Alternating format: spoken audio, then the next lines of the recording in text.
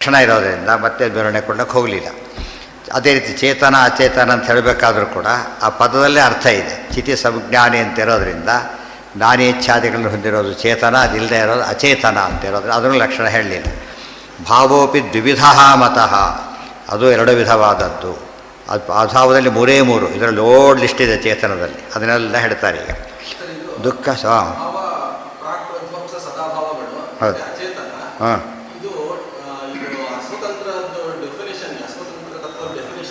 ಹೌದು ಹೌದು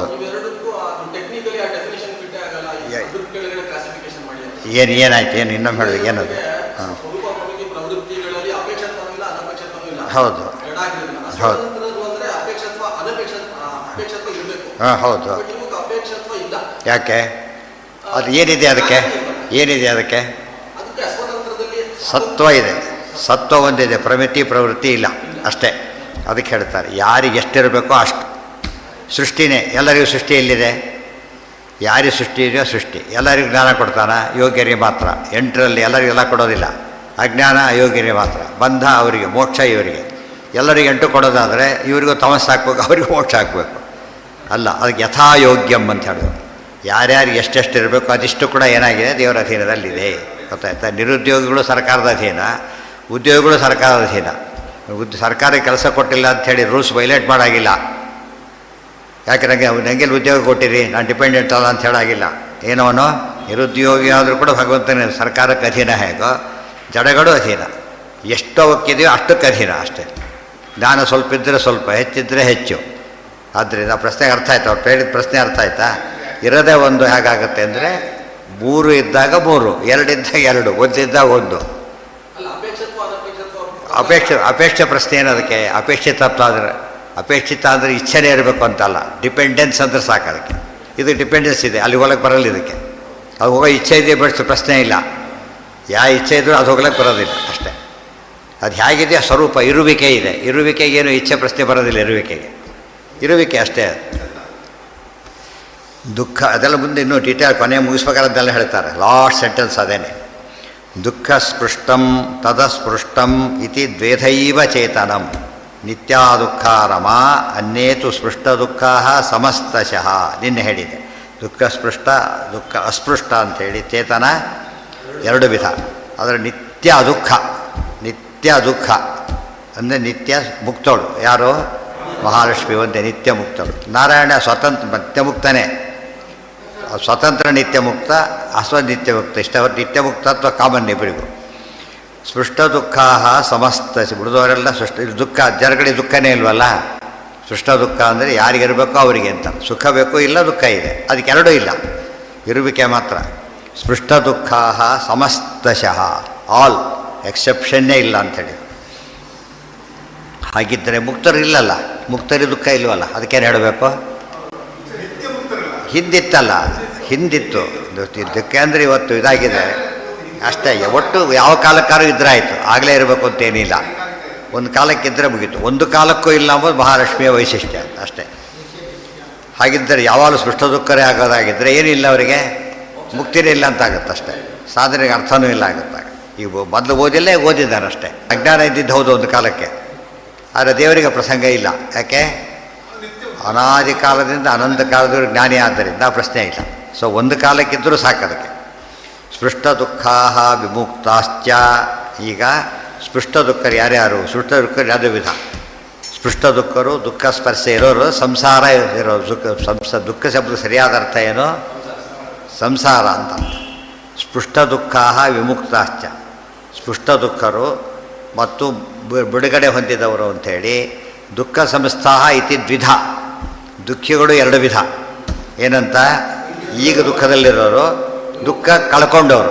ದುಃಖ ಇಲ್ಲದವರಲ್ಲ, ದುಃಖ ಕಳ್ಕೊಂಡವರು. ದುಃಖ ಇಲ್ಲದವರಂದ್ರೆ ಮತ್ತೆ ನಿತ್ಯ ಮುಕ್ತರ ಸಾಲಿಗೆ ಹೋಗ್ತಾರೆ. ದುಃಖ ಇಲ್ಲ ಬೇರೆ, ದುಃಖ ಕಳ್ಕೊಂಡಿದ್ದಾರೆ ಬೇರೆ. ರೋಗನೇ ಇಲ್ಲ, ರೋಗ ಒಂದು ವಾಸಿಯಾಗಿದೆ. ಎಷ್ಟು ರೋಗಿ ಹೋದಲ್ಲ ಅವನೀಗ. ಈಗ ರೋಗಿ ವಾಸಿ ಆದ ತಕ್ಷಣ ಮೆಡಿಕಲ್ಲಿ ವಾಪಸ್ ತೊಗೊಂಡ್ಬಿಡೋದಿಲ್ಲ. ಯಾಕೆ? ತೊಗೊಂಡಾಗಲಿ ಅವನಿಗಿತ್ತು ರೋಗ, ತೊಗೊಂಡಾಗಿರ್ಬೇಕೆ ಹೊರತು ಈಗಿಲ್ಲ. ಆದ್ದರಿಂದ ಅದನ್ನು ತೆಗಿತೀವಿ ಅಂತ ಹೇಳಕ್ಕೆ ಬರೋದಿಲ್ಲ.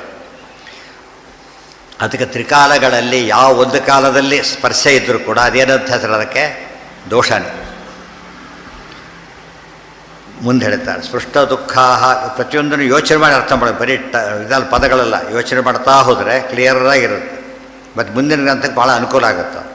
ಒಂದು ಮೆಟ್ಲು ಇನ್ನೊಂದು ಮೆಟ್ಟು ಹತ್ತಾನೆ, ಈ ಮೆಟ್ಲಲ್ಲಿ ಗಟ್ಟಿ ಆಗಬೇಕು ಕಾಲು, ಇಲ್ಲಿ ಬಿದ್ದು ಬಿಡ್ತಾರೆ ಅಷ್ಟೇ. ಈ ಬೆಟ್ಟು ಗಟ್ಟಿಯಾಗಿ ಮುಂದೆ ಕೆಡಬೇಕೆ ಹೊರತು ಹಾಗೆ ಇಟ್ಬಿಟ್ರೆ ಬಿದ್ದು, ಅದಕ್ಕೆ ಒಂದೊಂದನ್ನು ಗಟ್ಟಿ ಮಾಡ್ಕೋತಾ ಹೋಗ್ಬೇಕಾದ್ರೆ.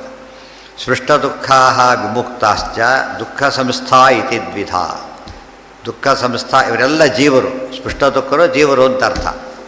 ಅದುಃಖ ಮಿತರ ಸರ್ವಂ ಜೀವಾ ಏವತು ದುಃಖಿನಃ ತೇಷಾಂ ದುಃಖ ಪ್ರಹಾಣಾಯ ಶ್ರುತಿರೇಷಾ ಪ್ರವರ್ತತೆ. ಎಲ್ಲಿ ಬಂದಿತ್ತಿದು? ಭಾಳ ದಿವಸ ಆಗುತ್ತೆ. ವಿಷ್ಣು ತತ್ವ ನಿರ್ಣಯದಲ್ಲಿ ಕೋಟ್ ಮಾಡ್ತಾರೆ ಆಚಾರ್ಯರು. ಅದುಃಖ ಮಿತರ ಸರ್ವಂ, ಉಳಿದಕ್ಕೆ ಯಾವುದು ದುಃಖ ಇಲ್ಲೇ ಇಲ್ಲ. ಯಾರಿಗೆ? ಲಕ್ಷ್ಮೀನಾರಾಯಣರಿಗೆ ದುಃಖ ಇಲ್ಲ, ಜಡಕ್ಕೆ ದುಃಖ ಇಲ್ಲ. ಇತರತ್ತಂದ್ರೆ ಇಬ್ಬರು ಸೇರ್ಕೊಂಡ್ಬಿಟ್ರು.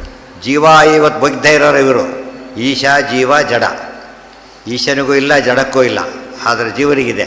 ಅದಕ್ಕೆ ಇತರತ್ ಶಬ್ದಕ್ಕೆ ಅವರಿಬ್ಬರಿಗಿಲ್ಲ ಅಂತ ಅರ್ಥ. ಅದುಃಖ ಮಿತರ ಸರ್ವ ಜೀವ ಏವತು ದುಃಖಿನಃ, ಜೀವರು ದುಃಖಿಗಳೇ ಆಗಿದ್ದಾರೆ. ಯಾವಾಗಲೂ ಅಂತ ಅರ್ಥ ಅಲ್ಲ, ಅದಕ್ಕೆ ಒಂದು ಕಾಲಕ್ಕೆ ಆಗಿದ್ದಾರೆ ಅಷ್ಟೇ.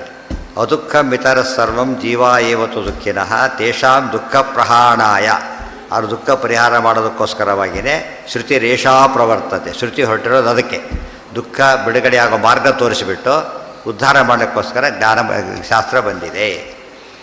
ಸ್ಪೃಷ್ಟ ದುಃಖಾ ವಿಮುಕ್ತಾಶ್ಚ ದುಃಖ ಸಂಸ್ಥಾ ಇದು ಬರೀ ಮುಕ್ತ ಅನ್ನಲಿಲ್ಲ, ವಿಮುಕ್ತರು ಅಂತ ಕರೆದ್ರು. ವಿಮುಕ್ತ ಪದದಿಂದ ತಾರತಮ್ಯ ಇದೆ. ವಿಶೇಷ ಮುಕ್ತರು ಅಂತ ಹೇಳಿದಾಗ ವಿಶೇಷ ಇಲ್ಲದ ಮುಕ್ತರು ಇದ್ದಾರೆ ಅಂತ ಆಯ್ತಲ್ಲ. ಸೊ ತಾರತಮ್ಯ ಇದೆ, ಆದ್ದರಿಂದ ಇಲ್ಲೂ ಕೂಡ ತಾರತಮ್ಯ ಇದೆ. ಒಂದು ಕಡೆ ತಾರತಮ್ಯ ಇದ್ದ ಮೇಲೆ ಏನಾಗಲ್ಲ, ಅದು ಇಲ್ಲಿ ಸಂಸಾರದಲ್ಲಿದ್ದಾಗ ಮುಕ್ತಿಯಲ್ಲಿ ಇರಲೇಬೇಕು. ಸರ್ವಿಸ್ನಲ್ಲಿದ್ದಾಗ ರಿಟೈರ್ಮೆಂಟ್ ಆದಮೇಲೆ ಸಂಬಳ ಏನು ವೇರಿ ಆಗುತ್ತಾ ಇಲ್ವೋ, ಅದೇ ರೀತಿಯೇ ಅಲ್ಲಿ ವೇರಿ ಆಗಿದೆ ಅಂದರೆ ಮೊದಲಿತ್ತು ಅಂತ ಅರ್ಥ. ಕೆಲವರು ಏನು ಮಾಡ್ತಾರೆ, ಸಂಸಾರದಲ್ಲಿ ತಾರತಮ್ಯ ಇದೆ, ಮುಕ್ತಿಯಲ್ಲಿಲ್ಲ ಅಂತ ಹೇಳ್ತಾರೆ. ಎಲ್ಲಿ ಹೋಯ್ತಾಗಿದೆ ತಾರತಮ್ಯ? ನಿಯಮ ಇದೆ, ಇದ್ದಿದ್ದು ಹೋಗೋದಿಲ್ಲ ಅಂತೇಳಿ. ಅಥವಾ ಇಲ್ದಿದ್ದು ಬರೋದೆಲ್ಲ ಇದ್ದಿದ್ದು ಎಲ್ಲಿ ಹೋಯ್ತಾಗಿದ್ದಾರೆ. ಸೊ ಅವ್ರ ಮಾತ್ರ ಹೋಯ್ತಲ್ಲಿ. ಅಂದರೆ ಯೋಚನೆ ಮಾಡೋದರಲ್ಲಿ ಎಷ್ಟು ಒಂದು ಇಂಪರ್ಫೆಕ್ಷನ್ ಇದೆ. ಆಚಾರ್ಯ ಒಂದು ಕೂಡ ಯಾವ ಪ್ರಶ್ನೆಗೂ ಕೂಡ ಏನಿರೋದಿಲ್ಲ, ಅದರಲ್ಲಿ ಉತ್ತರ ಇದ್ದೇ ಇರುತ್ತೆ ವಿತ್ ಪ್ರೂಫ್. ಸೃಷ್ಟ ದುಃಖಾ ವಿಮುಕ್ತಾಶ್ಚ ದುಃಖ ಸಂಸ್ಥಾ ಇತಿ ದ್ವಿಧ. ದುಃಖ ಸಂಸ್ಥಾ ಇನ್ನೂ ಸಂಸಾರಿಗಳೇ ಆಗಿದ್ದಾರೆ ಅಂತ ಅರ್ಥ. ದುಃಖ ಸಂಸ್ಥಾ ಮುಕ್ತಿಯೋಗ್ಯಾ ಅಯೋಗ್ಯ ಇತಿ ಚ ದ್ವಿಧ. ದುಃಖ ಸಂಸ್ಥರು ಎರಡು ವಿಧ, ಮುಕ್ತಿಯೋಗ್ಯರು ಮುಕ್ತಿ ಅಯೋಗ್ಯರು. ಮುಕ್ತಿಯೋಗ್ಯರು ಮುಕ್ತಿ ಅಯೋಗ್ಯರು, ಗೊತ್ತಾಯ್ತಾ? ಬರೀ ಅಯೋಗ್ಯ ಅಂದರೆ ಏನರ್ಥ? ಯಾವ ವಿಷಯದಲ್ಲಿ ಬೇಕಾರಾಗ್ಬೋದು, ಅಯೋಗ್ಯನೇ. ಆದರೆ ತಮಸ್ಸಿಗೆ ಅಯೋಗ್ಯ, ಅವಾಗ ಏನಾಯ್ತು? ಅದು ಅಯೋಗ್ಯ ಪದ ಇದೆ, ಬಟ್ ಉಪಯೋಗ ಏನದು? ಇವನು ಫೇಲ್ ಆಗ್ಲಿಕ್ಕೆ ಅಯೋಗ್ಯ ಅಂದರೆ ಏನದು? ಆ್ಯಕ್ಚುಲಿ ಅಪ್ರಿಷಿಯೇಷನ್ ಅದು. ಸೊ ಅಯೋಗ್ಯ ಅನ್ನೋ ಅಷ್ಟೇ ಪದಕ್ಕೆ ಏನು ತಿಳ್ಕೊಬಾರ್ದು, ಕೆಟ್ಟ ಅರ್ಥ. ಎಲ್ಲಿ ಉಪಯೋಗಿಸ್ತಾರೆ, ಯಾವುದರಿಂದ ಯಾವುದಕ್ಕೆ? ಒಬ್ಬ ಆರ್ಟ್ಸ್ ಫಸ್ಟ್ ರ್ಯಾಂಕು, ಇಂಜಿನಿಯರಿಂಗ್ ಅಯೋಗ್ಯ ಅವನು. ಅಯೋಗ್ಯ ಅಂದ್ರೇನು? ಕ್ಯಾರೆಕ್ಟರ್ ಸರಿ ಇಲ್ಲ ಅಂತ ಅರ್ಥ ಅಲ್ಲ, ಎಲಿಜಿಬಿಲಿಟಿ ಇಲ್ಲ ಅಂತ ಅಷ್ಟೇ ಅರ್ಥ.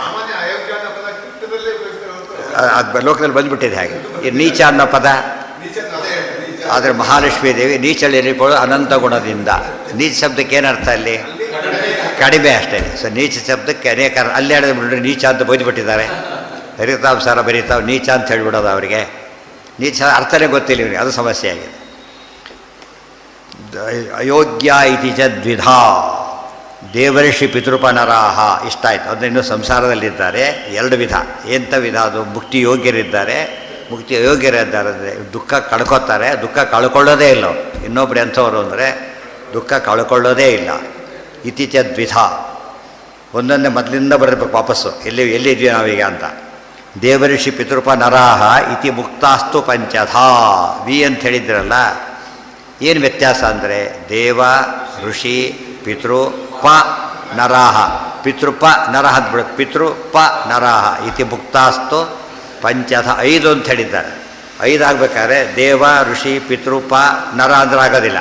ಏನಾಗಬೇಕು ಅದಕ್ಕೆ? ಪಿತೃ ಪ ನರ ಮಾಡಿದಾಗ ಆಗುತ್ತೆ. ಇದ್ರ 5 ಆಗೋದಿಲ್ಲ. ಅದಾಗ ದೇವ ಅಂದರೆ ದೇವತೆಗಳು, ಋಷಿ ಅಂದರೆ ಋಷಿಗಳು, ಆಮೇಲೆ ಪಿತೃಗಳು ಪಿತೃದೇವತೆಗಳು, ಪ ಅಂದರೆ ಪಾಂತೀತಿ ಪಹ ಚಕ್ರವರ್ತಿಗಳು, ಕಾರ್ತಿವೀರ್ಯಾಜನಾದಿಗಳು.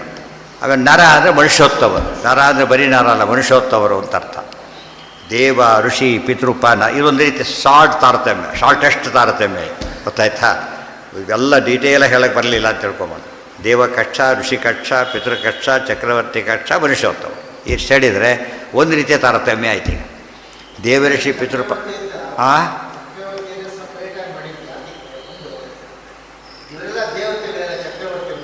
ಅಲ್ಲ, ಚಕ್ರವರ್ತಿ ದೇವತೆಗಳಲ್ಲ. ದೇವತೆ ಕ್ಲಾಸೇ ಬೇರೆ.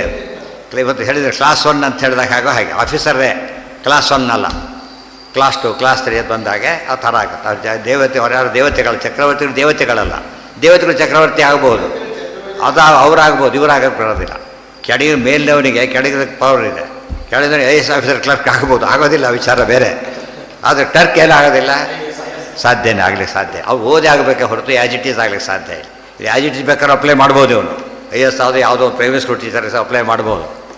ಎಲಿಜಿಬಿಲಿಟಿ ಇಲ್ಲ ಅಂತ ಹೇಳಬಾರ್ದು. ಬಟ್ ಏನು ಹೇಳ್ಬೋದು ಅದಕ್ಕೆ, ಎಷ್ಟೋ ಸತ್ತು ಒಂದೇ ಕೋರ್ಸಲ್ಲೇ ತುಂಬ ಹೆಚ್ಚು ಮಾರ್ಕ್ಸ್ ಇದ್ದರೆ ಕೆಲವು ಸೆಲೆಕ್ಟ್ ಮಾಡಲ್ಲ ಅವ್ರನ್ನ. ತುಂಬ ಹೆಚ್ಚು ಮಾರ್ಕ್ ಯಾತಕ್ಕೆ ಗೊತ್ತಾ, ಬೇರೆ ಸಿಗುತ್ತೆ ಹೋಗಿಬಿಡ್ತಾರೆ, ಮತ್ತೆ ಪ್ರೋಸೆಸ್ ಶುರುವಾಗ್ಬಿಟ್ಟು ಅದರಿಂದ ಉಪಯೋಗ ಇಲ್ಲ ಅಂತೇಳಿ ಅವರು ತುಂಬ ಹೈಲಿ ಕ್ವಾಲಿಫಿಕೇಷನ್ ಇದ್ದುಬಿಟ್ರೆ ಅವ್ರು ಯಾವುದಕ್ಕೆ ಹೋಗ್ಬೇಕು, ಅವನು ಮ್ಯಾಚಿಂಗ್ ಜಾಬ್ಗೆ ಹೋಗ್ಬೇಕು. ಹುಡುಗ ಕಡೆ ಅವರಿಗೆ ಎಲಿಜಿಬಿಲಿಟಿ ಇದ್ದರೂ ಕೂಡ ತೊಗೊಳ್ಳಲ್ಲ. ಅವ್ರು ತಮ್ಮ ಕಾರಣ ಹೇಳ್ತಾರೆ, ಸಾರಿ ಅಂತಾರೆ ಹೇಳ್ತಾರೆ. ಈಗ ಯೋಗ್ಯತೆ ಇಲ್ಲ ಸಾರಿ ಅಂತ ಇವ್ರಿಗೆ ಹೇಳಿದ್ರೆ ಯೋಗ್ಯತೆ ಜಾಸ್ತಿ ಇದೆ ಸಾರಿ ಅಂದ್ಬಿಡ್ತಾರೆ. ಆ ಥರ ಅದು ರಿಕ್ವೈರ್ಮೆಂಟ್ ಅಬೋವ್ ಆಗಬಾರ್ದು. ದುಃಖ ಹಾಂ ಯಾರು ದೇವತೆಗಳಲ್ದೇ ಏನು ಕಾರ್ತವೀರ್ಯಾಚಾರ್ಯಗಳ ಗುಂಪುಗಡೆ ಭರತ ಕಾರ್ತವೀರ್ಯಾಚಾರ್ಯ ಪ್ರಿಯವ್ರತ ಇವರೆಲ್ಲ ಆ ಗುಂಪಿನವರೇ. ಹಾಂ ಯಾರ ಪ್ರಿಯವ್ರತ ಚಕ್ರವರ್ತಿ ಆತ ಅಲ್ಲ ಅವರ ಚಕ್ರವರ್ತಿ ಗುಂಪಿ ಬರ್ತ. ಮುಂದೆ ಅಯೋಗ್ಯ ಇತಿ ಚ ದ್ವಿಧಾ ದೇವರ್ಷಿ ಪಿತೃಪ ನರಾಹ ಇತಿ ಮುಕ್ತಾಸ್ತು ಪಂಚಧಾ. ಮತ್ತೆ ಧಾ ಹೇಳುತ್ತೆ, ಅವ್ರ ಧಾತ್ ಪ್ರತ್ಯಯ ಏನು ಹೇಳುತ್ತೆ, ಸರ್ವಧಾ ದ್ವೇಧಾ ತ್ರಿಧಾ ಚತುರ್ಧಾ. ಆಮೇಲೆ ಇಲ್ಲಿ ಪಂಚಧಾ ವೆರೈಟಿ ಅಂತ ಕ್ಲಾಸಿಫಿಕೇಶನ್. ಅಂದ್ರೇನು, ಪ್ರಕಾರ. ಸರ್ವಥ ಸಾಧ್ಯ ಇಲ್ಲ, ಅದೇನರ್ಥ ಅದಕ್ಕೆ, ಈ no way it is possible, no way ಅಂತ ಹೇಳುತ್ತೆ. ಬಂದುಬಿಟ್ರೆ ಅದು ಅಂದ್ರೇನು, ಸ್ಥಳ. ತತ್ರ ಅತ್ರ ಕುತ್ರ ಸರ್ವತ್ರ ಅಂಬದೇನದು ಸ್ಥಳವಾಚಕವಾದ. ಸರ್ವದಾ ಅಂಬದೇನದು ಟೈಮ್. ಅದು ಅಂಬೋದು ಟೈಮು, ಅಂಬೋದು ವೆರೈಟಿ. ಧಾದಲ್ಲಿ ವ್ಯತ್ಯಾಸ ಇದೆ. ಕೃತಜ್ಞ ಎಷ್ಟು ವ್ಯತ್ಯಾಸ ಇದೆಯಲ್ಲ ಹಾಗೆ. ಸರ್ವ ಆಪೋಸಿಟ್ ಪ್ರತ್ಯಯ, ಇವೆಲ್ಲ ಪ್ರತ್ಯಯಗಳಿಂದ ಬರೋ ಅರ್ಥಗಳಿವೆಲ್ಲ. ಸರ್ವ ಶಬ್ದ ಕಾಮನ್ನು, ಈ ಪ್ರತ್ಯಯ ಚೇಂಜ್ ಮಾಡ್ತಾ ಹೋದಂತೆ ಮೀನಿಂಗ್ ಚೇಂಜ್ ಆಗ್ತಾ ಹೋಗ್ತದೆ. ದೇಶ ಕಾಲ ರೀತಿ ಒಂದೊಂದೇ. ವೆರೈಟಿ, ಇದು ವೆರೈಟಿ. ಪಂಚಧಾ ಏವಂ ವಿಮುಕ್ತಿಯೋಗ್ಯಾ ಚ ತಮೋಗಾ ಶ್ರುತಿ ಸಂಸ್ಥಿತಾ. ಹೀಗೆ ಮುಕ್ತಿಯೋಗ್ಯರು ಹೀಗೆ ಇದ್ದಾರೆ ಅಂತ ಹೇಳಿದರು. ಮುಕ್ತಿಯೋಗ್ಯರು ಮುಕ್ತರ 5 ವಿಧ ಇದ್ದ ಮೇಲೆ ಅಮುಕ್ತರು ಹೇಗಿರ್ಬೇಕು ಈಗ ಯೋಗ್ಯರಲ್ಲಿ? ಅವರು 5 ವೆರೈಟಿನೇ. ಇಲ್ಲಿದ್ದು ಬರೋದಿಲ್ಲ ಅಂತ ಹೇಳಿದೆ ಈಗಾಗಲೇ. ಮುಕ್ತಿಯಲ್ಲಿ ಹಾಗಿದ್ದಾರೆ ಅಂದ್ರೆ ಏನರ್ಥ, ಸಂಸಾರದಲ್ಲಿ ಹಾಗಿದ್ದರು ಅಂತ ಅರ್ಥ. ಸಂಸಾರದಲ್ಲಿ ಹೀಗಿದ್ದಾರೆ ಏನರ್ಥ, ಮುಕ್ತಿಯಲ್ಲಿ ಹಾಗಿರ್ತಾರೆ ಅಂತ ಅರ್ಥ. ಅದು ಕೆಲವರು ಹೀಗೆ ಹೇಳ್ತಾರೆ, ಹಾಗೆ ಹೇಳ್ತಾರೆ. ಯಾವ ರೀತಿ ಹೇಳಿದರೂ ಕೂಡ ವಿಷಯ ಚೇಂಜ್ ಆಗೋದಿಲ್ಲ. ದೇವ ಋಷಿ ಪಿತೃಪ್ಪ ನರಾಹ ಇತಿ ಮುಕ್ತಾಸ್ತು ಪಂಚಧಾ ಏವಂ ವಿಮುಕ್ತಿಯೋಗ್ಯಾಶ್ಚ. ಮುಕ್ತಿಯೋಗ್ಯರು ಕೂಡ ಹೀಗೇನೆ ಅಂದ್ರೇನು, ಅವರು ಕೂಡ 5 ವಿಧನೇ. ತಮೋಗಾಹ, ಈ ತಮೋಯೋಗ್ಯರು ಅವರೆಷ್ಟು ವೆರೈಟಿ ಅಂತ ಹೇಳಬೇಕೀಗ. ತಮೋಯೋಗ್ಯರಲ್ಲಿ ಎಷ್ಟು ವಿಧ ಇದೆ ಅಂದರೆ, ಶ್ರುತಿ ಸಂಸ್ಥಿತಾ ಇತಿ ದ್ವಿಧಾ. ಮುಕ್ತಿ ಅಯೋಗ್ಯರು 2 ವಿಧ. ಮುಕ್ತಿ ಅಯೋಗ್ಯರು 2 ವಿಧ. ಯಾವ ಮೊದಲೇ ವೆರೈಟಿ ಏನು, ತಮೋಗಾಹ ತಮೋಯೋಗ್ಯರು ಅಂತ ಒಂದು, ಶ್ರುತಿ ಸಂಸ್ಥಿತ ನಿತ್ಯ ಸಂಸಾರಿಗಳು ಅಂತ. ಶ್ರುತಿ ಅಂದರೆ ಸಂಸಾರ, ಶ್ರುತಿಯಲ್ಲಿ ಯಾವಾಗಲೂ ಉಳ್ಕೊಳ್ಳೋರು ಅವರು ಶ್ರುತಿ ಸಂಸ್ಥಿತಾ. ತಮೋಗಾಹ ಶ್ರುತಿ ಸಂಸ್ಥಿತಾ ಇತಿ ಮುಕ್ತಿ ಅಯೋಗ್ಯಾ ದ್ವಿಧಾ ಇತಿ ದ್ವಿಧಾ ಮುಕ್ತ್ಯಯೋಗ್ಯಾ ದೈತ್ಯರಕ್ಷ ಪಿಶಾಚಕಾ. ಮುಕ್ತಿ ಅಯೋಗ್ಯರಿಗೆ 2 ಕ್ಲಾಸು. ಅದರಲ್ಲಿ ತಮೋಯೋಗ್ಯರು 4 ವಿಧ. ಮುಕ್ತಿಯೋಗ್ಯರು ಎಷ್ಟು ವಿಧ? ಅದು ಹಿಂದಕ್ಕೆ ಹೋಗಿ ಬರಿಬಾರ್ದು. ಹಿಂದಕ್ಕೆ ಹೋದಾಗ ಅದು ಅಲ್ಲಿಗೆ ಬಿಟ್ಟು ಹಾಕಿಬಿಟ್ರೆ ಒಂದು ಗಂಟೋಗ್ಬಿಡುತ್ತೆ. ತಮೋಯೋಗ್ಯರು 4 ವಿಧ. ದೈತ್ಯರು, ರಾಕ್ಷಸರು, ಪಿಶಾಚಕಾ, ಮರ್ತ್ಯಾಧಮಾಹ. ಮರ್ತ್ಯಾಧಮ ಮನುಷ್ಯ ಅಧಮರು. ಮನುಷ್ಯೋತ್ತಮರೆಲ್ಲ ಮುಕ್ತಿಯೋಗ್ಯರು, ಮನುಷ್ಯಾಧಮರೆಲ್ಲ ತಮಯೋಗ್ಯರು. ಮನುಷ್ಯ ಮಧ್ಯಮರು ನಿತ್ಯ ಸಂಸಾರಿಗಳು. ಅವರಲ್ಲೂ ದೇವಋಷಿ ಅಲ್ಲಿ ವೆರೈಟಿ ಇಲ್ಲ ಮತ್ತೆ ಅದರಲ್ಲಿ ಅಷ್ಟೇ. ಅವರು ಮರ್ತ್ಯಾಧಮಾಹ ಚತುರ್ಧೈವ ತಮೋಯೋಗ್ಯಾ ಪ್ರಕೀರ್ತಿತಾ. ಮುಕ್ತಿಯೋಗ್ಯರು 5 ವಿಧ, ತಮಯೋಗ್ಯರು 4 ವಿಧ. ತೇಚ ಪ್ರಾಪ್ತಾಂಧ ತಮಸಃ, ಅದರಲ್ಲೂ ಮತ್ತೆ ಎರಡು ವಿಧ. ಅಂಧ ತಮಸ್ಸಿಗೆ ಹೋದವರು ಇನ್ನೂ ಕೂಡ ಹೋಗದೇ ಇರೋರು, ಮುಕ್ತಿಗೆ ಹೋದವರು ಇನ್ನೂ ಹೋಗದೇ ಇರೋರು ಹೇಗೋ, ತಮಯೋಗ್ಯರಲ್ಲಿ ತಮಸ್ಸಿಗೆ ಹೋದವರು ತಮಸ್ಸಿಗೆ ಇನ್ನೂ ಕೂಡ ಹೋಗದೇ ಇರೋರು ಅಂತ ಎರಡು ವಿಧ. ಶ್ರುತಿ ಸಂಸ್ಥಾ ಅಂದರೆ ಇನ್ನು ಸಂಸಾರದಲ್ಲೇ ಉಳ್ಕೊಂಡಿರೋರು. ಪ್ರಾಪ್ತಾಂಧ ತಮಸಃ ಶ್ರುತಿ ಸಂಸ್ಥಾ ಇತಿ ದ್ವಿಧಾ. ಇಷ್ಟು ಯಾವುದ್ರ ಬಗ್ಗೆ ಕ್ಲಾಸಿಫಿಕೇಶನ್ ಮುಗೀತೀಗ? ಅಲ್ಲ, ಚೇತನದ ಕ್ಲಾಸಿಫಿಕೇಶನ್ ಮುಗೀತೀವಿ. ಚೇತನದ್ದೆಲ್ಲ ಮುಗಿದೋಗ್ತೀವಿ. ಎಷ್ಟು ಶಾರ್ಟೆಸ್ಟ್ ಇದರಲ್ಲಿ ತಿಳ್ಕೊಂಡು ಇನ್ನು ಮುಂದೆ ಎಕ್ಸ್ಪೆನ್ಷನ್ ಅದೆಲ್ಲ ಎಷ್ಟು ಬೇಸಿಕ್ ಇಷ್ಟು ತಿಳ್ಕೊಂಡ್ಮೇಲೆ ಮುಂದೆ ಮೊದಲು ಪ್ಲಾನ್ ಬೇರೆ, ಮುಂದೆ ಇಂಟೀರಿಯರ್ಸ್ ಎಲ್ಲ ಆಮೇಲೆ ಶುರುವಾಗುತ್ತೆ. ಅವಾಗಲ್ಲ ಪ್ರಾವಿಷನ್ ಕೊಟ್ಟಿರ್ಬೇಕಾ ಹೊರತು ಏನಿಲ್ಲ. ಬಂದಿದ್ದು ಬಿಲ್ಡಿಂಗ್ ಇಂಟೀರಿಯರ್ ಮಾಡೋದು ಇಲ್ಲಿ ಮಾಡೋಕ್ಕಾಗ, ಇದು ಶುರುವಾಗಿಲ್ಲ, ಅದಿನ್ನು ಮುಂದೆ ಬರೋದು. ಒಟ್ಟಿಗೆ ಹೇಳಿಬಿಟ್ಟಾಗ ಏನಾಗುತ್ತದು? ಅದಕ್ಕೆ ಆಚಾರ್ಯ ಏನು ಮಾಡಿದರು, ಶಿಷ್ಯರಿಗೆ ಕನ್ಫ್ಯೂಷನ್ ಆಗಬಾರ್ದು ಅಂತೇಳಿ ಸ್ಪಷ್ಟ ಚಿತ್ರ ಕೊಟ್ಟರು. ಇಷ್ಟೆಲ್ಲರೂ ತಿಳ್ಕೊಳ್ಳೋಕೆ ಏನು ಪ್ರಾಬ್ಲಮ್ ಇದೆ? ತತ್ವಸಂಖ್ಯಾನ ಕಾಮನ್ ಟೆಕ್ಸ್ಟ್ ಮಾಡಿ ಹಾಕಿಬಿಟ್ರೆ ಎಂಟೈರ್ ಎಲ್ಲರಿಗೂ ಹೇಳಿಬಿಟ್ರೆ ಹೆಂಗಸರು ಸಮಾತ ವಿಷಯ, ತತ್ವ ವಿಷಯ ಅಷ್ಟೇ. ಅವು ಒಂದು ಎಷ್ಟು ನಾಲೆಡ್ಜ್ ಬರುತ್ತೆ ಗೊತ್ತಾ ಅದರಿಂದಾನೆ. ಇಲ್ಲ ಓದಿದ್ರೆ ಸುಧಾ, ಇಲ್ಲ ಓದಿದ್ರೆ ನಿಲ್ಲು, ಎಷ್ಟು ಅನ್ಯಾಯ ಆಗುತ್ತೆ. ಆದರೆ ಎಲ್ಲರೂ ಎಜುಕೇಷನ್ ಅಂತೇಳಿ ಎಲ್ಲರೂ AS ಆಗಬೇಕಾ? ಎಲ್ಲರೂ ಕಂಪ್ಯೂಟರ್ ಅವೇನಿಲ್ಲ. ತಮ್ಮ ಯೋಗ ಒಂದು ಸ್ಟೇಜಲ್ಲಿ ಎಜುಕೇಷನ್ ಎದ್ಬಿಟ್ರೆ ಸಾಕು, ಆಯಿತಾ? ಅವಾಗ ಎಜುಕೇಟೆಡ್ ಅಂತ ಅನಿಸ್ತಾನೆ. ಒಂದೇ ಕೋರ್ಸ್ ಮಾಡಿ ಎಜುಕೇಟೆಡ್ ಅಲ್ಲ, ಒಂದೊಂದು ಕೋರ್ಸ್ಗೂ ತಂದೇ ಆದ ವ್ಯಾಲ್ಯೂ ಇದೆ. ಆದ್ದರಿಂದ ಆಚಾರ್ಯ ಪ್ರತಿಯೊಂದು ಗ್ರಂಥಕ್ಕಲ್ಲ, ಪ್ರತಿಯೊಂದು ವಾಕ್ಯಕ್ಕಲ್ಲ, ಪ್ರತಿಯೊಂದು ಪದಕ್ಕಲ್ಲ, ಪ್ರತಿಯೊಂದು ಅಕ್ಷರಕ್ಕೂ ವ್ಯಾಲ್ಯೂ ಇರಬೇಕಾದ್ರೆ ಒಂದು ಅಕ್ಷರನೂ ಓದಬಾರದು ಅಂತ ಹೇಳಿದರೆ ಎಷ್ಟು ತಪ್ಪಾಗುತ್ತೆ. ಓದಲೇಬಾರ್ದು. ತೀರಾ ಇದಕ್ಕೂ ಪರೀಕ್ಷೆಗಳು ಮಾಡಬೇಕು. ಅದೊಂದಕ್ಕೆ ಪರೀಕ್ಷೆ ಮಾಡ್ತಾರೆ, ಇದಕ್ಕೂ ಪರೀಕ್ಷೆ ಮಾಡಬೇಕು. ಅದರ ಎಕ್ಸ್ಪರ್ಟ್ ಆಗಿಬಿಟ್ರೆ ಎಷ್ಟೋ ಸರ್ತೆ ಎಷ್ಟು ಪ್ರಾಬ್ಲಮ್ ಸಾಲ್ವ್ ಆಗುತ್ತೆ ಗೊತ್ತಾ. ಇದರಿಂದ ಹೆಸರಿಗೆ ತತ್ವಜ್ಞಾನ ಬಂತು ಅಂದರೆ ಅದರಿಂದ ಫಲ ಸಿಗಲೇ ಬೀಜ ಇದ್ದಾಗ ಇಲ್ಲಿಂದ ಬೆಳೀತಾ ಹೋಗುತ್ತೆ, ಬೇಕಾದಷ್ಟು ಬೆಳೆಯುತ್ತೆ. ತೇಜ ಪ್ರಾಪ್ತ ಅಂಧ ತಮಸ. ಮತ್ತೆ ಹೇಳ್ಬೇಕಾದ್ರೆ ಕನ್ಫ್ಯೂಸ್ ಮಾಡಿಬಿಡ್ತಾರೆ, ಹೇಳ್ಬೇಕಾದ್ರೆ ಕನ್ಫ್ಯೂಷನ್ ಮಾಡಿ ಹಾಕ್ಬಿಡ್ತಾರೆ. ಆಚಾರ್ಯ ಬರ್ದಿದ್ದೆ ಅದಕ್ಕೆ ದಿನ ಕ್ಲಿಯರಾಗಿ ತಿಳ್ಕೊಂಡೆ ಅಂತೇಳಿ ಯಾವುದೋ ಪದ ಕೇಳಿಸ್ಬಿಟ್ಟೆ ಕೆಟ್ಟು ಹೋಗ್ಬಿಡು. ಇವರಿಗೆ ಸಿಂಪ್ಲೆಸ್ಟಾಗಿ ಹೇಳ್ಬೇಕು, ಅವರಿಗೆ ತಿಳಿಯಷ್ಟೇ ಹೇಳಬೇಕು, ಅಲ್ಲಿಗೆ ಒಬ್ಬ ಅರ್ಥ ಆಗಿಬಿಡುತ್ತೆ. ಅಕಾರ ಹೇಳ್ಬೇಕಾದ್ರೆ ನೀವು ಅಕಾರ ಎಲ್ಲಿಂದ ನಿಷ್ಪನ್ನವಾದ ಹೇಳಬೇಕು ಅಂದರೆ ಅವ್ನು ಎಂದು ಅಕ್ಷರಗಳೇ ಬರಲ್ಲ ಅವನಿಗೆ. ಅಷ್ಟೇ ಹೇಳಬೇಕು, ಅಷ್ಟು ಮುಂದೆ ಏನು ಹೇಳೋಕ್ಕೆ ಹೋಗ್ಬಾರ್ದು. ಆಗ ಮುಂದೆ ಸ್ಟೆಪ್ಪಲ್ಲಿ ಮುಂದೆ ನೋಡ್ತಾನೋ. ತೇಜ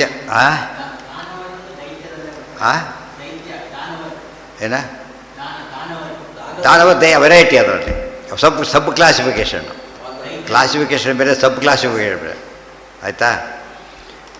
ಇಂಡಿಯನ್ ಅಂದ್ಬಿಟ್ಟು ಎಂಟೈರ್ ಕಂಟ್ರಿಯವ್ರು ಬರ್ತಾರೆ. ಕರ್ನಾಟಕ ಅಂತ ತಕ್ಷಣ ಏನಾಗ್ತದೆ, ಸೌತ್ ನಾರ್ತ್ ಎರಡು ಭಾಗ ಐತಿ. ಸೌತ್ ನಾರ್ತ್ ಅವು ಇನ್ನೂ ಮಾಡಿದರೆ ಈಸ್ಟ್ ವೆಸ್ಟ್ 4 ಮಾಡೋಕ್ಕೆ ಬರ್ತದೆ.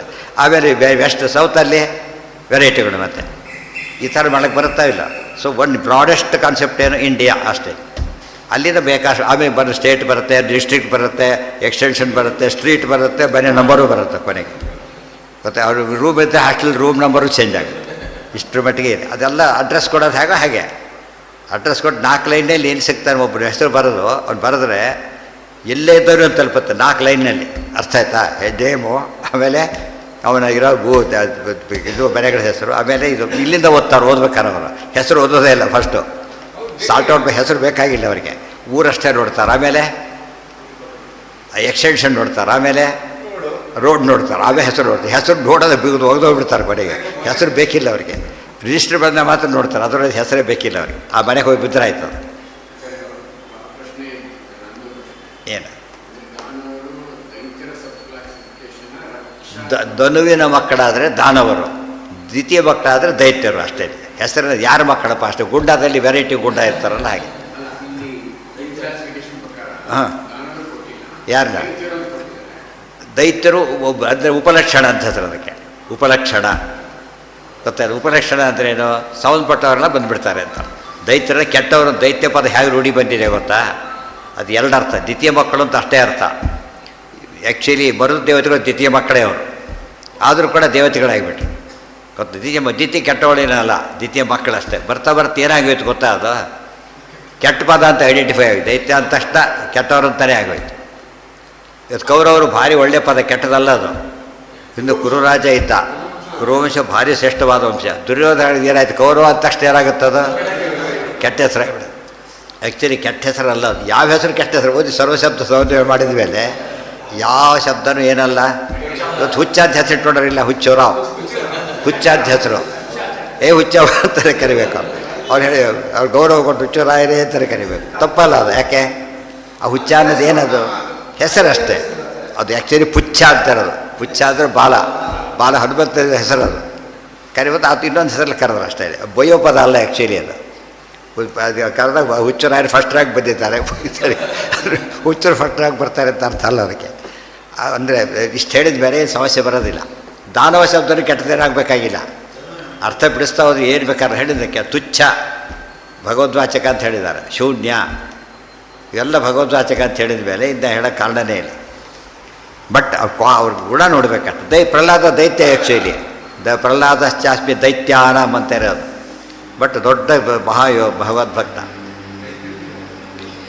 ತೇಜ ನಿತ್ಯಾನಿತ್ಯ ವಿಭಾಗೆ ಒಂದು ಕ್ಲಾಸ್ ಆಯ್ತು. ಈಗ ಚೇತನದವರೆಗೂ ಕರೆಕ್ಟ್ ಅರ್ಥ ಮಾಡಿಕೊಂಡು ಮುಂದೆ ಹೋಗ್ಬೇಕೀಗ. ಈಗ ಇವ್ರನ್ನ ನಿತ್ಯ ಸಾಂಸ್ಕೃತಿಕ ಕ್ಲಾಸಿಫೈ ಮಾಡಲಿಲ್ಲ, ಬಟ್ ಅವರಲ್ಲೂ ಮೂರು ವಿಧ ಇದ್ದಾರೆ ಅವರಲ್ಲಿ. ಸ್ವರ್ಗ ಪ್ರಚುರರು, ನಿರಯ ಪ್ರಚುರರು, ಮಧ್ಯವರ್ತಿಗಳು. ಅವರಲ್ಲಿ ಮೂರು ವೆರೈಟಿ.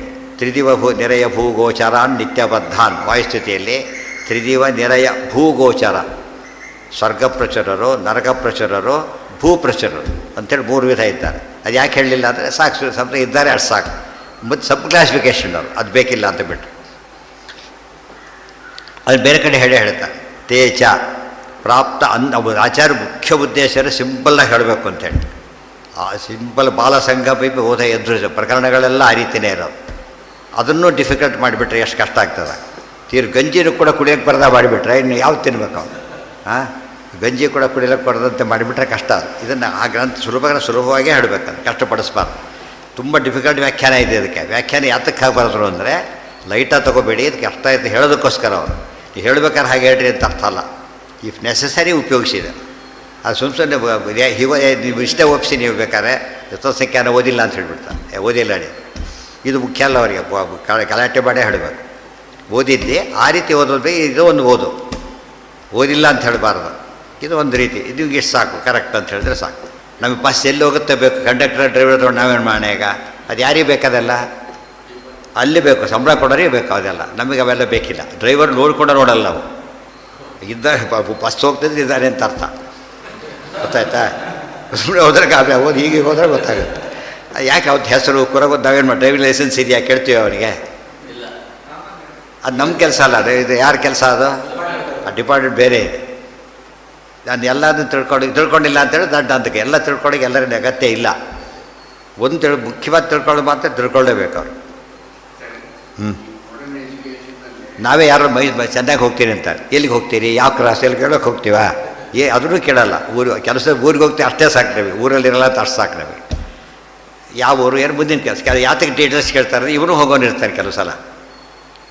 ಮತ್ತು ನಾನು ಅಲ್ಲೇ ಬರ್ತೇನಲ್ಲ ಅಂಥೇಳಿ ಉಪಯೋಗ ಅಷ್ಟೇ, ಉಳಿದವ್ರಿಗೆಲ್ಲ ಬೇಕಾಗಲ್ಲ ಅದು. ಏನು ಯಾರಿಗೆ ನಮ್ಮಲ್ಲಿ ಎರಡು ದೋಷ ಇದೆ. ಮಠಮಾನ್ಯಗಳು ಕಾಮನ್ ಪೀಪಲ್ ಎಜುಕೇಷನ್ ಕೊಡ್ಲಿಕ್ಕೆ ಹೋಗಲಿಲ್ಲ, ಸರ್ಕಾರನೂ ಕೊಡಲಿಲ್ಲ. ಸರ್ಕಾರ ಕೂಡ ಏನಂತ ಹೆಬ್ಬೆಟ್ಟವರು ಸೈನ್ ಮಾಡೋದು ಅಷ್ಟೇ, ಅದು ಎಜುಕೇಟೆಡ್. ಅದು ತಪ್ಪದು. ಎಜುಕೇಷನ್ ಕೊಡದೆ ಹೋದರೆ ಅವ್ರಿಗೆ ಯೋಗ್ಯವಾದ ಕೊಡಬೇಕು ನಾವು. ಇವತ್ತು ಸಣ್ಣ ಹಳ್ಳಿಯಲ್ಲಿ ನೀವು ಮೆಡಿಕಲ್ ಕಾಲೇಜ್ ಮಾಡೋದಿಲ್ಲ, ಯಾಕೆ? ನೆಸಿಟಿ. ಬಟ್ ಪ್ರೈವೇಟ್ ಸ್ಕೂಲ್ ಬೇಕು ಅಲ್ಲಿಗೆ, ಅರ್ಥ ಆಯ್ತಾ? ಈಗ ಮೆಡಿಕಲ್ ಕಾಲೇಜ್ ಬೇಡ, ಇಲ್ಲಿ ದೊಡ್ಡ ಸಿಟಿಯಲ್ಲಿ ಪ್ರೈವೇಟ್ ಸ್ಕೂಲ್ ಕೇಳೋಕ್ಕೆ ಹೋಗಲ್ಲ, ಯಾಕಂದ್ರೆ ಅಂಡರ್ಸ್ಟುಡ್ ಅದು. ಯೂನಿವರ್ಸಿಟಿಯಲ್ಲಿ 1ನೇ ಕ್ಲಾಸ್ ಇರೋಕ್ಕಾಗತ್ತಾ ನೀವು? ಕೋರ್ಸೇ ಇಲ್ಲ ಅಲ್ಲಿ. ಬಟ್ ಯಾಕೆ? ಮುಗಿಸ್ಕೊಂಡವನು ಬರ್ತಾನೆ ಅಲ್ಲಿ. ಇದು ನಮ್ಮಲ್ಲಿ ಏನು ಬಂತು ಎಲ್ಲರೂ ಕೂಡ ಗಮನಿಸಲೇ ಇಲ್ಲ. ಒಂದು ಗುಂಪು ಪಂಡಿತರ ಗುಂಪೊಂದು, ಬೇರೆ ಒಂದು ಗುಂಪು. ಅದಕ್ಕೆ ಅವ್ರ ಕಡೆ ಎಲ್ಲ ಶಿಫ್ಟ್ ಆಗಲೇ ಶುರುವಾಗ್ಬಿಟ್ರು, ಬೇರೆ ಕಡೆ ಹೋಗ್ಬಿಟ್ರಲ್ಲ ಕೂಡ. ಮತಾಂತರ ಆಯಿತು, ಇಂಟರ್ ಕ್ಯಾಸ್ಟ್ ಒಂದೊಂದೇ ಬಂದು ದಾರಿ ತಪ್ಪು ಹೋಗ್ಬಿಟ್ರು. ಅವ್ರು ಕನ್ಸಿಡರ್ ಮಾಡಿದ್ರೆ ಏನಾಗ್ತದೆ ನಿಮಗೆ? ಖಂಡಿತ ಉಳ್ಕೊತಿದ್ರು. ಅವ್ರು ಏನೂ ABCD ಗೊತ್ತಿಲ್ಲ, ಎಲ್ಲಿದ್ದರೆ ಏನಂತ ಅವ್ರೀಗ ಇಟ್ ಮೇಕ್ಸ್ ನೋ ಡಿಫರೆನ್ಸ್ ಅಂತ ಹೇಳ್ತಾರೆ. ಜ್ಞಾನ ಇದ್ದವ್ರಿಗೆ ಪ್ರಶ್ನೆ ಅದು, ಇಲ್ಲದ ಪ್ರಶ್ನೆನೇ ಬರೋದಿಲ್ಲ. ಏಕಾಸಿ ಎಲ್ಲಿ ಊಟ ಹಾಕಿ ನಮಗೇನಂತ ಹೇಳ್ತಾರೆ, ಯಾಕೆ? ಬೇಕಿಲ್ಲ ನಮಗೆ, ಊಟದ ಪ್ರಶ್ನೆನೇ ಬರೋಲ್ಲ ಅವತ್ತು. ಇದೆ ಅಂತ ಹೇಳಿದ್ರೆ ವ್ರತನ ಅನವೃತ ಶುರುವಾಗತ್ತೆ. ಆಮೇಲೆ ಇರ್ತಾನೆ ಇಲ್ಲ ಅಂದಮೇಲೆ ತೊಗೊಂಡು ಎಜುಕೇಷನ್ನೇ ಇಲ್ಲ ಅಂದರೆ ಅವರಿಗೆ ಗತಿ ದೊಡ್ಡದಾಗಿ ಕೂಗಿಬಿಟ್ರೆ ಮುಗಿದೋಯ್ತಾ? ಅವ್ರು ಇಷ್ಟೇ ಕಲಿಸೋದು, ಜೈ ಇಷ್ಟೇ ಕಲಿಸೋದು, ಅಲ್ಲಿ ಮುಗಿತು ನಿಮ್ಮ ಕತೆ. ಜೈ ಯಾತಕ್ಕೆ ಅಂತಿವಾರ ಗೊತ್ತಿರಬೇಕಲ್ಲ ಕೊನೆ ಪಕ್ಷ. ಜೋಕ್ ಹಿಡ್ದಾಗಲೂ ಕೂಡ ಏನು ಮಾಡ್ತಾರೆ? ಸುಮ್ಮನೆ ಚಪ್ಪಾಳೆ ಹಾಕಲ್ಲ, ಏನು ಮಾಡ್ಕೋತಾರೆ ಫಸ್ಟ್ ಅವರು? ಅವ್ರು ಬೇಗ ಮುಗಿಸ್ಲಿ ಅಂತಿದ್ರೆ ಎಲ್ಲದಕ್ಕೆ ಚಪ್ಪ ಹೊಡಿತಾರೆ ಸರ್, ಅದು ಮುಖ್ಯ ಅದಲ್ಲ. ಆದರೆ ಅರ್ಥ ಮಾಡ್ಕೊಂಡು ಯಾರು ಅವ್ರು ನಗಣ್ಣವನು, ಯಾತಕ್ಕೆ? ಅವನಿಗೆ ಅರ್ಥ ಆಗಿಲ್ಲ. ಅರ್ಥ ಆಗ್ಬಿಟ್ಟು ಜೋರಾಗಿ ಶುರು ಮಾಡ್ತಾರೆ. ಅರ್ಥ ಆದಮೇಲೆ ಅವ್ರಿಗೆ ಜೋರಾಗ್ತಾರೆ. ಯಾಕೆ ಅರ್ಥ ಆಗಬೇಕಾದ್ರೆ ಆ ಜೋಕ್ ಅರ್ಥ ಆಗದೆ ಜೋಕ್ ಮಾಡಿದ್ರೆ ಹಾಗೋ ಇವತ್ತು ಮತ ಗೊತ್ತಿಲ್ಲದೇ ಚಪ್ಪಾಳೆ ಹೊಡಿಸ್ಕೊಂಡ್ರೆ ಹಾಗಾಗ್ತದೆ. ತಮಾಷೆ ಇದು. 21ನೇ ಶತಮಾನದಲ್ಲಿ ಈ ರೀತಿ ಇರ್ತಾರೆ ಮನುಷ್ಯ ಅಂದರೆ ಒಂದು ಕಾಲಕ್ಕೆ ಪುಸ್ತಕ ಸಿಗೋದು ಕಷ್ಟ. ಏನೇನೋ ಇರ್ಬೋದಾಗಿತ್ತು, ಬಟ್ ಏನೇನೇನೇನೋ ಕಷ್ಟ ಇಲ್ಲ. ಇವತ್ತು ಪ್ರಸಾರ ಎಷ್ಟು ಚೆನ್ನಾಗಿ ಮಾಡ್ಬೋದು ಅಂದರೆ ಗೊತ್ತಿಲ್ಲ ಅಂತಲ್ಲ ಸಾಧ್ಯನಿಲ್ಲ ಮಾಡ್ಬೋದು.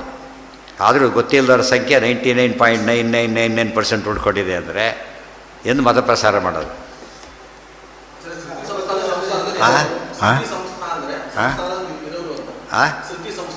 ಶ್ರುತಿ ಅಂದರೆ ಸಂಸಾರ ಇರೋರು, ಇನ್ನು ಹೋಗಿಲ್ಲವರು. ಶ್ರುತಿ ಸಂಸ್ಥಾ ಅಂದ್ರೇನು? ಯಾವಾಗಲೂ ಸಂಸಾರದಲ್ಲಿ ಇರೋರು, ಬಿಟ್ಟು ಹೋಗೋದೇ ಇಲ್ಲವರು. Permanent student of the college ಇದ್ದಾಗ ಎಂದು ಬಿಡಬಾರ್ದು. ಆ ಥರ ಇದ್ದಾರೆ. ಜೂನಿಯರ್ ಮೋಸ್ಟ್ ಇದ್ದಾರೆ, ಜೂನಿಯರಿಗೂ ಅವರು ಅದೇ ಅದರಲ್ಲಿ ಇರ್ತಾರೆ, ಅದೇ ಕ್ಲಾಸಲ್ಲಿ ಇರ್ತಾರೆ. ಎಂದೂ ಪಾಸಾಗೋರಲ್ಲ ಅವರು. ನಿತ್ಯದಲ್ಲೂ ಸಂಸಾರದಲ್ಲಿರುವವರು. ಮತ್ತು ಅವ್ರಿಗೆ ಬೇರೆ ಲೋಕ ಒಂದಿದೆ, ಆ ಲೋಕ ಶಿಫ್ಟ್ ಆಗಿಬಿಡುತ್ತೆ. ಅದೇ ಕೆಲಸ ಅವರಿಗೆ ಹುಟ್ಟೋದು ಅದೇ, ಅದು ಹಿಂಗೆ ಬೇರೆ, ನಮ್ಮ ಮಧ್ಯೆ ಮಿಕ್ಸ್ ಆಗಲ್ಲ ಅವರು. ಅಲ್ಲಿ ವಾದಗಳಿದೆ, ಪ್ರಧಾನವಾಗಿ ಆ ವಾದನೆ ಹೆಚ್ಚು ಉಳಿದಿರೋದು. ಮೂರು ಜನರು ಶ್ರುತಿ ಸಂಸ್ಥಾರೆ. ಮೊದಲೀಗ ದುಃಖ ಸಂಸ್ಥೆ ಶ್ರುತಿ ಸಂಸ್ಥಾರೆ, ಭಕ್ತಿಯೋಗ್ಯರು ಶ್ರುತಿ ಸಂಸ್ಥಾರೆ. ಗೊತ್ತಾಯ್ತಾ? 3 ಜನ ಹಾಗಿದ್ದಾರೆ. ಅದರ 3 ಭಾಗ ಬರುತ್ತೆ. ಶ್ರುತಿಯಲ್ಲಿ ಈಗಿದ್ದಾರೆ, ಆಮೇಲೆ ಪಾಸಾಗಿ ಹೋಗ್ಬಿಡ್ತಾರೋ. ಅವನು ಫೇಲಾಗಿ ಪರ್ಮನೆಂಟ್ಲಿ ಗಾನ್, ಅವನು ಡಿಪಾರಾಗಿ ಹೋಗ್ಬಿಡ್ತಾನೆ, ಡಿಪಾರಾಗಿ ಹೋಗೋನು. ಇವನು ಫೇರು ಇಲ್ಲ, ಪಾಸ್ ಒಮ್ಮೆ ಬರೋದು ಹೋಗೋದು ಅಷ್ಟೇ. ಅಷ್ಟಾಯ್ತಾ? ಎಲ್ಲರೂ ಶ್ರುತಿ ಸಂಸ್ಥಾರೆ. ಅದ್ರ ಬಗ್ಗೆ ಯೋಚನೆ ಬ್ರಹ್ಮದೇವರು ಕೂಡ ಏನವರು ಸಂಸ್ಥಾರೆ. ಬಟ್ ಎಂಥ ಸಂಸ್ಥರವರು? ಯಾಜಫ್ ಇದ್ದಾರೆ ಅಷ್ಟೇ ಹೊರತು ಆ್ಯಕ್ಚುಲಿ ಏನಿಲ್ಲ. ಸಂಸಾರದಲ್ಲಿ ಇದ್ದಾಗಲೂ ಅವ್ರಿಗೇನಿಲ್ಲ, ಅದರ ಲೇಪ ಇಲ್ಲ. ಶ್ರೀ ಸಂಸ್ಥರ ಅಂದು ಮಾತ್ರಕ್ಕೆ ಏನು ಅನ್ನಬಾರ್ದು. ಯಾರು ರಾಷ್ಟ್ರಪತಿನೂ ಯಾರಾಗಿರ್ತಾರೆ, ನಮ್ಮ ಕ್ಲಾಸ್ಮೇಟ್ ಅಂತ ಹೇಳಿದ ಮಾತ್ರಕ್ಕೆ ರಾಷ್ಟ್ರಪತಿ ಆಗಿಬಿಡೋದಿಲ್ಲ ಅಂತ ತಕ್ಷಣ. ಅವ್ರಿಗೆ ಅಷ್ಟೇ ಹೆಮ್ಮೆ, ಇವನಿಗೆ ಅಷ್ಟೇ ಹೊರತು ಅದರಿಂದ ಅಗೌರವ ಸಿಗಲಿ ಅಂತ ಕೇಳಕ್ಕೆ ಹೋಗಬಾರ್ದು. ಅಗೌರವ ಆಗ್ತದಾಗ ಆ ಗೌರವ ಹೋಗಿ ಅಗೌರವ ಬರ್ತದೆ ಅಷ್ಟೇ. ನಿತ್ಯ ಹಾಂ ಹಾಂ ಹಾಂ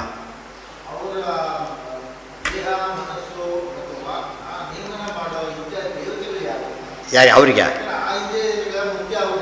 ಬಿಡ್ತಾರೆ. ಆ ಬ್ಯಾಚಲ್ಲಿ ಬರ್ತಾರಲ್ಲ, ಆ ಬ್ಯಾಚಲ್ಲಿ ಬಂದೇ ಬರುತ್ತೆ. ಪ್ರತಿಯೊಬ್ಬ ಬ್ಯಾಚ್ಗೆ ಇದ್ದೇ ಇರ್ತಾರಲ್ಲ, ಅವರು ನೋಡ್ಕೊತಾರೆ ಅಷ್ಟೇ. ಇವತ್ತಿಗೆ ಅರ್ಧ ಪಾಠ ಮಾಡಿ ಟ್ರಾನ್ಸ್ಫರ್ ಆದರೆ ಮೇಷ್ಟ್ರು ಫಸ್ಟ್ ಬಂದು ಕಂಟಿನ್ಯೂ ಮಾಡ್ತಾರೆ ಅದನ್ನು. ಅಷ್ಟೇ ತಾನೆ. ಡಿಸೆಂಬರ್ಲಿ ಟ್ರಾನ್ಸ್ಫರ್ ಆದರೆ ಏನು ಮಾಡ್ತಾನೆ, ಈಗ ಮೊದಲಿಂದ ಮಾಡಬೇಕಾಗಿಲ್ಲ, ಅವ್ನು ಬಿಟ್ಟಲ್ಲಿ ಮಾಡ್ತಾರೆ. ಈಗಿನ ದೈವತೆಗಳೇನಿದ್ದಾರೆ ಅವ್ನು ನೋಡ್ಕೋತಾರೆ ಅಷ್ಟೇ. ಹಾಂ ಎಲ್ಲಿಗೆ?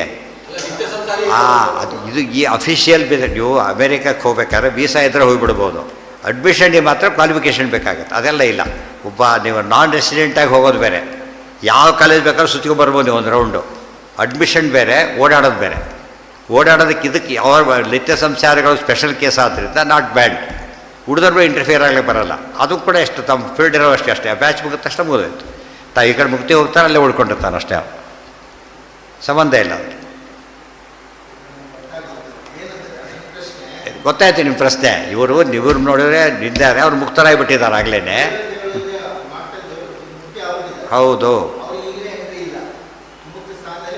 ಹೌದು ಗೊತ್ತಾಯಿತು. ಅವ್ರು ಎಂಟ್ರಿ ಇಲ್ಲೇ ಇಲ್ಲ. ಇವ್ರಿಗೂ ಎಂಟ್ರಿ, ಜಗದ್ ವ್ಯಾಪಾರ ತಮಸ್ಗೆ ಹೋದವರು ಎಂಟ್ರಿ ಇಲ್ಲ. ನಿತ್ಯ ಶ್ರುತಿ ಸಂಸ್ಥರ ಕೇಸ್ ಎಂಥದ್ದು ಅಂದರೆ ಅವ್ರು ಮುಕ್ತರಾಗೋ ಕೇಸೇ ಅಲ್ಲ ಅವರು. ಆದ್ದರಿಂದ ಬಂದವ್ರು ನೋಡ್ಕೊಂಡು ಹೋಗ್ತಾರೆ ಅಷ್ಟೇ ಅವ್ರನ್ನ. ಆ ಕಾಲಕ್ಕೆ ಈ ಕಲ್ಪದಲ್ಲೇ ಇದ್ದಾರೆ ನಿತ್ಯ ಸಂಸಾರಿಗಳಿದ್ದಾರೆ. ಒಂದು ಲೋಕದಲ್ಲಿ ಇದ್ದಾರೆ, ಅವರೀಗ ಯಾವುದೋ ಲೋಕದಲ್ಲಿ ಇದ್ದಾರೆ. ಇಲ್ಲಿಂದ ಅವ್ರಿಗೆ ವ್ಯವಸ್ಥೆ ಇದೆ, ಅವ್ರನ್ನ ಮಾಡ್ಕೋತಾರೆ. ನಾವೇ ಕತ್ತಾರಿ ಕಟ್ಸ್ಕೋಬೇಕು ಅದ್ರ ಬಗ್ಗೆ. ಅವರು ಮತ್ತು ಯಾರೋ ಕೊಡಬೇಕು, ಕೊಡ್ತಾರೆ. ಅವ್ರಿಗೆ ಟೆಂಪರರಿ ಕೊಟ್ಟಾಗ ಪರ್ಮನೆಂಟ್ ವ್ಯವಸ್ಥೆ ಅವ್ರಿಗಿಲ್ಲ. ಬರ್ತಾರೆ ಹೋಗ್ತಾರೆ. ಇವರು ಅಧಿಕಾರಿಗಳು ದೇವತೆ ಅವ್ರು ಮಾತ್ರ ಅಲ್ಲೇ ಇರ್ತಾರೆ. ನಿತ್ಯ ವೇದಾ ಪುರಾಣಾದ್ಯಾ. ಈಗ ಅಚೇತನ ವಿಭಾಗ ಮಾಡ್ತಾರೆ, ಸಾಕಷ್ಟು ನಾಳೆ ಮಾಡೋಣ. ಯಾಕಂದರೆ ಈಗ ಇದಾಯ್ತು, ಈಗ ಒಂದು ಚೇತನದ ಭಾಗ ಮುಗಿದಿದೆ. ಈಗ ಅಚೇತನದ್ದು ದೊಡ್ಡದೇ ಇದೆ ಬೇಕಾದಷ್ಟು. ನಾಳೆ ಸರಿಯಾಗಿ ಅದನ್ನು ಓದ್ಕೊಂಡ್ಬಂದರೆ ಮುಂದುವರ್ತದೆ. ಅತ್ತಿದಷ್ಟು ನಾಳೆ ಪ್ರಶ್ನೆ ಕೇಳಿದ ಉತ್ತರ ಕೊಡಬೇಕು.